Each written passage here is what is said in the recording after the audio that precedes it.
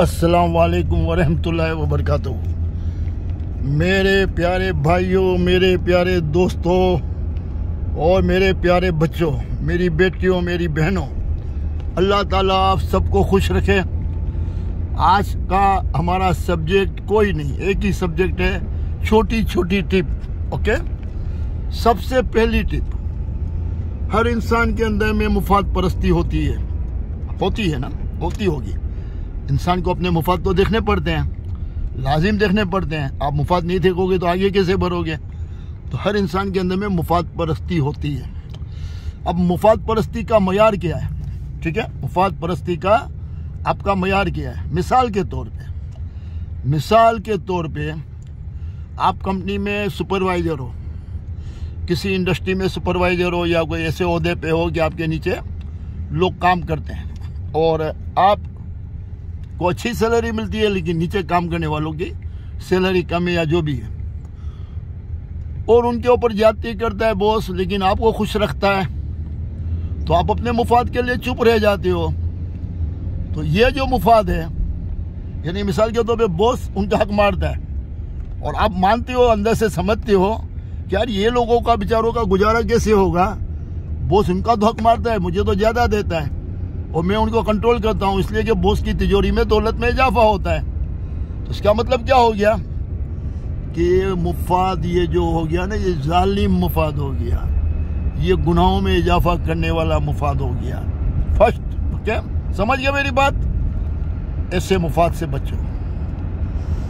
आपका मुफाद आता है ईमानदारी वाला कि भाई मैं ये बिजनेस करता हूँ, मेरा हक है कि मैं इसमें रोजी कमाऊँ और इसमें बरकत मिले, और मेरे को नुकसान भी आते हैं तो नुकसान भी कवर करूं।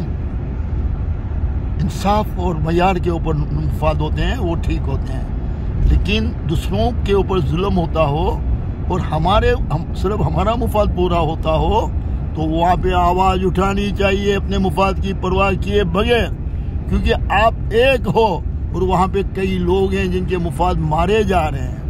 तो आपको अपने मुफाद को वहाँ पे परवाह नहीं करनी और उनके लिए आवाज़ उठाना है, क्योंकि आपको ये ईमान होना चाहिए कि अल्लाह मुझे देख रहा है, अल्लाह जो है वो इंसाफ करने वाला है, तो मुझे भी इंसाफ करना है, खाली अपने मुफाद को नहीं देखूं और गरीबों के मुफाद को भी देखूं। ठीक है दोस्तों, ये हो गया। मिसाल के तौर पे हम इलेक्शन होते हैं, सियासी पार्टियों को वोट देते हैं, ठीक है, और हम में से कोई किसी और सियासी पार्टी की हिमायत करता है, कोई किसी सियासी पार्टी की हिमायत करता है। इसके अंदर में मिसाल के तौर पे मैं ऐसा हूँ कि कराची की पार्टी ऐसी है जो कराची की बात करती है, मेरे मुफाद के लिए बहुत अच्छी है, तो पाकिस्तान को नुकसान होता है उससे। पाकिस्तान बाहर में गया मेरी नज़र में, मैंने उस पार्टी को वोट दे दिया, इसलिए कि वो पाकिस्तान के लिए इतनी अच्छी नहीं है, लेकिन मेरे लिए अच्छी है, मेरे शहर को अच्छा करेगी, बस खलास। तो मैंने क्यों इसको सपोर्ट किया? इसलिए कि मेरे शहर के लिए अच्छी है। लाहौर में रहने वाले हैं, कराची में रहने वाले हैं, या किसी भी शहर में रहने वाले हैं, अगर वो सिर्फ इस बुनियाद पे वोट देते हैं तो समझ लो वो मुफाद जालिम मुफाद है, गलत मुफाद है। अगर चंद हजारों को, लाखों को फायदा होता है और करोड़ों को नुकसान होता है, तो हम लोग इसके जवाबदेह हैं, हमको जवाब देना पड़ेगा। अगर फर्ज करो राहुल वाले सिर्फ इसलिए वोट देते हैं नवाज शरीफ को और नवाज शरीफ की हिमायत करते हैं खुल के कि हमारे शहर के लिए वो बहुत अच्छा है और हमको इसके लिए आवाज़ उठानी चाहिए, क्योंकि वो हमारे शहर के लिए बहुत अच्छा है, हमारा सादा बंदा है।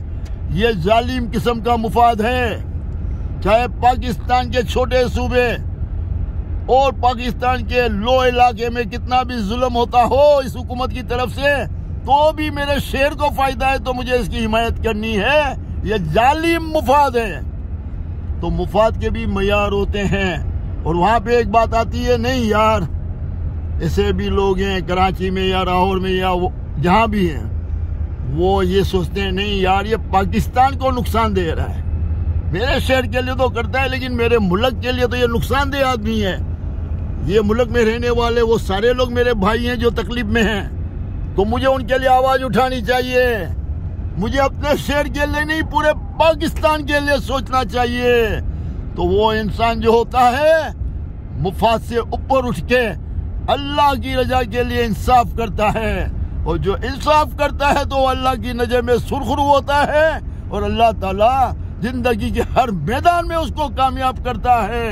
तो अपनी नीयतों को अच्छी कर लो, मुफाद से ऊपर उठो।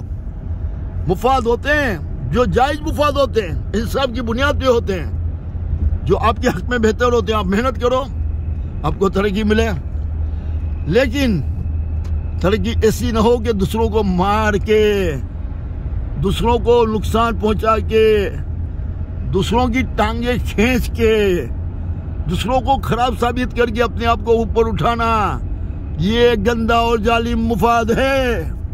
तो अपने आप को ठीक करो, मुफादात के चक्रों से बाहर निकलो, सिर्फ और सिर्फ हक और सच का साथ दो। जहाँ पे मुफाद में किसी को नुकसान नहीं होता, आपके मुफाद की वजह से दूसरों को किसी को नुकसान नहीं है, दूसरों के साथ नाइंसाफी नहीं हो रही है, किसी के साथ गलत नहीं हो रहा है, तो वो मुफाद आपका हक है। लेकिन जिस मुफाद में आपका तो फायदा हो रहा है, दूसरों का नुकसान हो रहा है, तो उस नुकसान देने वाले मुफाद को गोली मारो। मेरी बात को याद रखना, आपकी ये टिप जो है ना, पूरी जिंदगी आपको याद रखनी पड़ेगी। आपका मुफाद आपको मजबूर करेगा, चाहे दुनिया बाहर में जाए, मेरा मुफाद तो है ना। इसमें से निकलोगे तो अल्लाह देखो आपके ऊपर कितना मेहरबान होता है। इंसाफ करने वाले बनो तो पाकिस्तान भी तरक्की करेगा, हम सब तरक्की करेंगे, और मर के भी अल्लाह के सामने जाएंगे तो सुरखरू होके जाएंगे। दुनिया भी अच्छी होगी और आखिरत भी अच्छी होगी। अस्सलाम वालेकुम व रहमतुल्लाहि व बरकातहू इंशाअल्लाह।